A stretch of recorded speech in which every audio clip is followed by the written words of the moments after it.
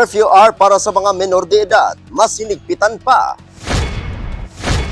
Hog racers sa bayan ng Surala, nabigyan ng tulong ng DA-12. At Tacurong City Mayor Lechoncito, pinangunahan ang pagunita ng National Heroes Day sa lungsod. Yan ang ulo ng mga balita sa pagbabalik ng Soxer Gen Headliners.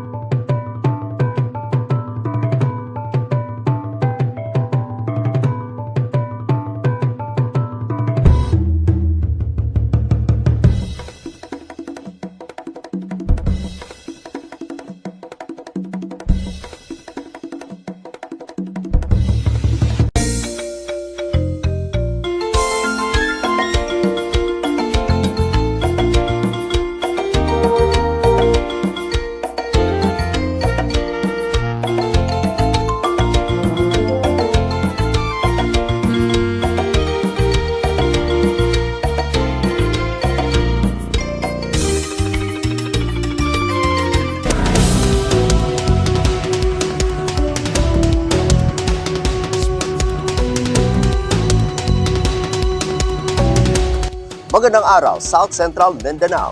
Narito na ang mga pangunahing balita sa Soxer Gen Headliners ngayong Agosto 29, taon 2023. Curfew hour para sa mga menor de edad, mas hinigpitan pa. Narito ang ulat. Mas hinigpitan pa sa ngayon ng Coronadal City PNP ang pagpapatupad ng curfew hour para sa mga menor de edad sa lungsod. Ito ang inihayag ni Police Lieutenant Colonel Amor Mio Somine, hepe ng Coronadal City PNP sa layuning mapangalagaan ang ito laban sa krimen.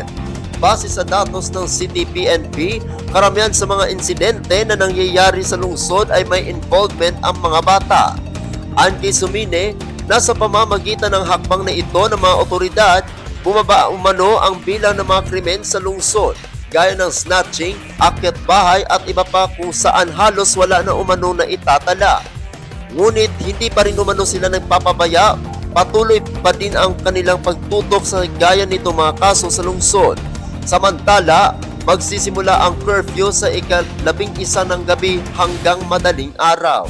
Ako ang inyong kaibigang Apolinario 30 Valencia para sa Soxer Gen Headliners. Hog racers sa bayan ng Surala, nabigyan ng tulong ng DA-12. May ulat ang ating kaibigang Ana Canilaman. Nabigyan na ng ayuda mula sa Department of Agriculture Region 12 or DA-12 ang mga hog racers sa bayan Surala, lalawigan ng South Cotabato. Umabot sa 99 na mga sentinel pigs ang naibigay sa mga hog racer. Maliban sa mga baboy, ang mga benepisyaryo ng Integrated National Swine Production Initiatives for Recovery Expansion o INSPIRE ay nakatanggap din ng feeds at veterinary drugs. Mula ang mga ito sa mga barangay na Nachi, Duengas, Lamian at Kulonggulo. Ayon sa DA-12, ang mga sentinel pigs ay sasailalim sa 14 araw na clinical trial.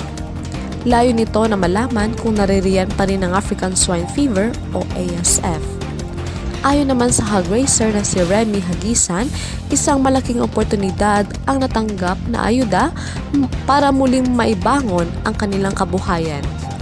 Ito ayon kay Hagisan ay lubos naman nilang ipinagpasalamat sa DA-12. Pinasalamatan naman ni Surala Mayor Pedro Matinong Jr. ang ahensya sa tulong na pinagkaloob sa mga mamamayan sa kanilang lugar. Ako si kaibigang Ana Canilaman para sa Soxer Gen Headliners. Para sa uling balita, Tacurong City Mayor Lechoncito, pinangunahan ng pagunita ng National Heroes Day sa lungsod. Pinangunahan ni Tacurong City Mayor Joseph George L. Lechoncito, MDDPA, ang pagunita ng National Heroes Day ngayong araw na ginanap sa bantayog ni Dr. Jose Rizal sa harap ng gusali ng City Hall. sa talumpati ng alkalde na kung saan pinasalamatan nito ang mga bayani ng ating bansa at maging mga bayani natin sa araw-araw natin nakikita at nakakasalamuha. Gaya na lang sa mga men in uniform o mga pulis, guro, magulang at iba pa. Naging panauhin sa pagdiriwang si Colonel Andre V. Santos, ARM, MNSA, PA, ang commander ng 1st Mechanized Infantry Brigade na kinatawan ni LTC Robert F. Betita, GSC, ARM, PA na JTF EXO, na pinaalalahanan ng mga dumalo sa kahalagahan ng mga ginawa ng mga bayani at maging mga buhay na bayani. Dumalo sa aktibidad ng mga pinuno at kawani ng lokal na pamahalaan, kapulisan, kasundaluhan, mga sangay ng ilang pamahalaang Philippine Guardian Brotherhood Incorporated at ilang mga stakeholder. Nagpakita rin ng suporta sa aktibidad si City Councilor Honorable Ralenta Bosares Bernardo, Honorable Harvey Legas, Honorable Carlos Borromeo Segura Jr., Honorable Bernardino Umadhay Jr., Honorable Geraldine Collado at Honorable Nestor Casador. Ang tema sa ngayong taong paggunita ay karangalan, katungkulan at kabayanihan. Ako ang inyong kaibigang Apolinario Thirdy Valencia para sa SOC Surgeon Headliners.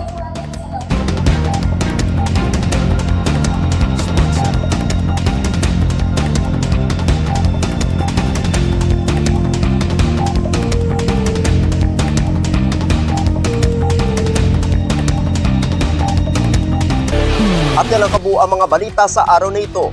Mga balitang kailangan ninyong malaman, balitang walang kinakampihan, mga balitang totoo, mga balitang may dalang aral at inspirasyon. Ito ang SOC Surgeon Headliners. Hanggang bukas, maraming salamat at magandang araw, kaibigan.